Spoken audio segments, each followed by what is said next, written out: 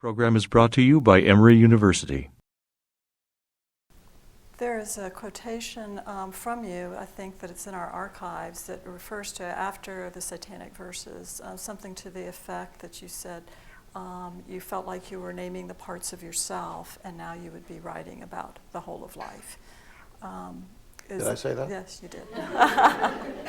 What did I mean? Well, that's what I was going to ask you. God, this is the worst bit of the archive. Is that this stuff gets fished out, that you have no memory of ever having said, and you really don't know what you meant. What could I possibly have meant? I think somebody is writing a doctoral dissertation on it, even exactly. as we speak. Well, I think what I might have meant is that I think if you look at those early novels, Midnight Children is broadly speaking about India, even though a chunk of it happens in Pakistan. And Shame is broadly speaking about Pakistan, even though a chunk of it happens in India. And I thought, when I had finished those two books, that I needed to write a book that did the thing that I had done, which is to say, which migrated. And so I wanted to write a novel about the migrant experience, and which was, after all, not only mine. It was all around us. And that really is the genesis of the Satanic verses. They wanted it to be a novel about migrants, about migration as an idea, and about what as a very central idea in our world, which is we live in the moment at which more people have moved across the face of the earth than have ever done so in human history. And it's partly just because the means to do so exists. We have planes now.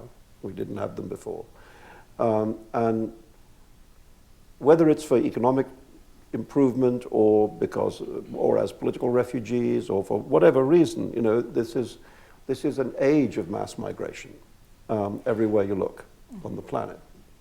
And of course, in this country, this is, if you like, an old story because it's a country created by migration. But this has now become a global thing, and it struck me that, looking specifically at the migrations from the Indian subcontinent, from South Asia to England, the thing that happens to migrants is that they lose many of what I would describe to myself as the roots of the self. Let's say, if you look at what the self is rooted in, a lot of the roots are external. Let's say they're to do with the place they're to do with the language you speak, the community you live amongst. Your family. All these things you root yourself in those things, and your individual self, flowers or flourishes or doesn't flourish in that context. The decontextualization of migration is therefore very traumatic.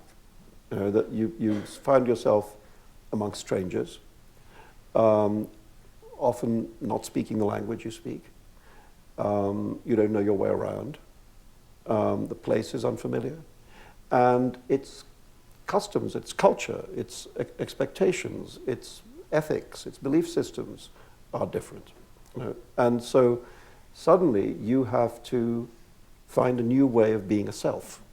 And that's true of migrant individuals and of migrant communities.